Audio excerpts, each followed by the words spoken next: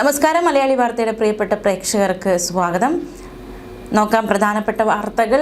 ആദ്യം തന്നെ പോകുന്നത് കഴിഞ്ഞ ദിവസമുണ്ടായ ഒരു സമരം, അതായത് സൗജന്യ യാത്ര സ്ത്രീകൾക്കുണ്ടാകുമെന്ന UDF സർക്കാരിൻ്റെ പ്രഖ്യാപനം.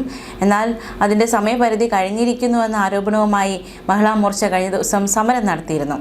15 മുതൽ KSRTC ബസ്സിൽ സ്ത്രീകൾക്ക് സൗജന്യ യാത്രയെന്ന് പറഞ്ഞത് KC വേണുഗോപാൽ, VD സതീശൻ ഉൾപ്പെടെയുള്ള നേതാക്കളാണ് എന്നാണ് മഹിളാ മോർച്ച ആരോപിക്കുന്നത്.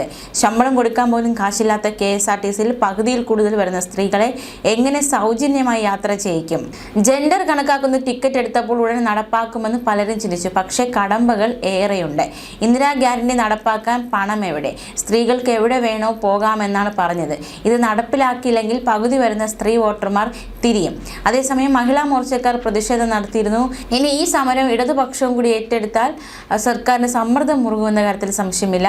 സ്ത്രീകൾക്ക് സൗജന്യ യാത്ര വൈകുന്നത് ആരോപിച്ച് സംസ്ഥാന വ്യാപകമായിട്ടാണ് കഴിഞ്ഞ ദിവസം മഹിളാ മോർച്ചയുടെ പ്രതിഷേധം അരങ്ങേറിയത്. ഇതിനോടനുബന്ധിച്ച് കോഴിക്കോട്, കാസർഗോഡ് KSRTC ടെർമിനലുകളിൽ മഹിളാ മോർച്ച BJP പ്രവർത്തകർ ബസ്സിൽ കയറി പ്രതിഷേധിച്ചു.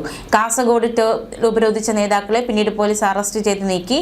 പക്ഷേ പ്രവർത്തകർ സമരം തുടർന്നു. ജില്ലാ നേതാക്കളെ ഉൾപ്പെടെ പോലീസ് അറസ്റ്റ് ചെയ്തതിൽ പ്രതിഷേധിച്ച് കാസർഗോഡ് ടൗൺ പോലീസ് സ്റ്റേഷനിലേക്ക് പ്രവർത്തകർ മാർച്ച് നടത്തി. മെയ് മാസം 15 മുതൽ KSRTCയിൽ സ്ത്രീകൾക്ക് സൗജന്യ യാത്ര അനുവദിക്കണമെന്നായിരുന്നു UDFന്റെ വാഗ്ദാനം. കഴിഞ്ഞ ദിവസം നമുക്കറിയാം, കഴിഞ്ഞ ദിവസം മെയ് 15 ആയിരുന്നു. പക്ഷേ തീരുമാനം നടപ്പിലാക്കിയില്ല. അതുകൊണ്ട് തീരുമാനം നടപ്പിലാക്കണമെന്ന ആവശ്യവുമായാണ് പ്രതിഷേധക്കാർ രംഗത്ത് വന്നത്. തിരഞ്ഞെടുപ്പ് കഴിഞ്ഞ് കേരളത്തിൽ പുതിയ സർക്കാർ അധികാരത്തിലേറിയിട്ടില്ല എന്നിരിക്കെയാണ് മഹിളാ മോർച്ച സമരം നടത്തിയത്. പുതിയ സർക്കാർ സത്യപ്രതിജ്ഞ ചെയ്ത് അധികാരത്തിലെത്തി മന്ത്രിസഭാ യോഗം ചേർന്ന് തീരുമാനമെടുത്താൽ മാത്രമേ KSRTCയിലെ സ്ത്രീകളുടെ സൗജന്യ യാത്രാ വാഗ്ദാനം നടപ്പിലാക്കാനാകൂ എന്നാണ് മറുവാദം. അതേസമയം KC വേണുഗോപാൽ തിരുവനന്തപുരത്ത്, സണ്ണി ജോസഫ്, PC വിഷ്ണുനാഥ്, പഴകുളം മധു, K ജയൻ, പ്രവീൺ കുമാർ, മാത്യു കുഴൽനാടൻ എന്നിവർ സ്വീകരിക്കാൻ വിമാനത്താവളത്തിലെത്തി. മുദ്രാവാക്യ വിളികളോടെയാണ് KCയെ സ്വീകരിച്ചത്. ഹൈക്കമാൻഡ് തീരുമാനങ്ങൾ അനുസരിക്കുന്ന അച്ചടക്കമുള്ള പ്രവർത്തകരാണ് കേരളത്തിലെ കോൺഗ്രസ് പ്രവർത്തകരെന്ന് KC പറഞ്ഞു. പാർട്ടി തീരുമാനം അംഗീകരിച്ച് മുന്നോട്ട് പോകുക എന്നതാണ് ഓരോ പാർട്ടി പ്രവർത്തകന്റെ ഉത്തരവാദിത്വമെന്നും അദ്ദേഹം വ്യക്തമാക്കി. സൈബർ ആക്രമണങ്ങളിൽ ഒരുപാട് പിച്ച് ചീന്തിയില്ലേ എന്ന് വൈകാരിക പ്രതികരണവും നടത്തി. കഴിവുള്ള മന്ത്രിമാർ ഉണ്ടാകുമെന്നും KC പറഞ്ഞു. രമേശ് ചെന്നിത്തലയെ സന്ദർശിച്ചേക്കുമെന്നാണ് വിവരം. അതേസമയം SSLC പരീക്ഷയിൽ വിജയം നേടിയ കുട്ടികളെ അഭിനന്ദിച്ച് KC വേണുഗോപാൽ പങ്കുവച്ച ഫേസ്ബുക്ക് കുറിപ്പ് ശ്രദ്ധ നേടുന്നു. വിജയം നേടിയ എല്ലാ കുട്ടികളും അഭിനന്ദനം.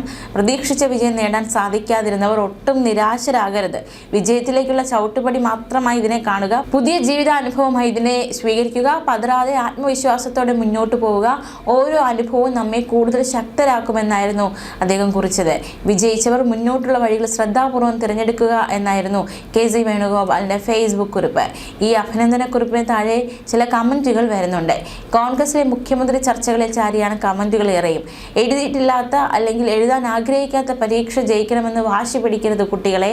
SSLC പരീക്ഷ എഴുതാതെ +1 സീറ്റിന് ശ്രമിക്കുകയും ചെയ്യരുത്. തോറ്റവന്റെ വേദന തോറ്റവനല്ലേ അറിയൂ. പൊരുതി വീണവർക്ക് ഇന്ന് മോട്ടിവേറ്റ് ചെയ്യാൻ നിങ്ങളെക്കാൾ വലിയ നേതാവില്ല കേരളത്തിൽ തുടങ്ങിയവയാണ് കമന്റുകൾ.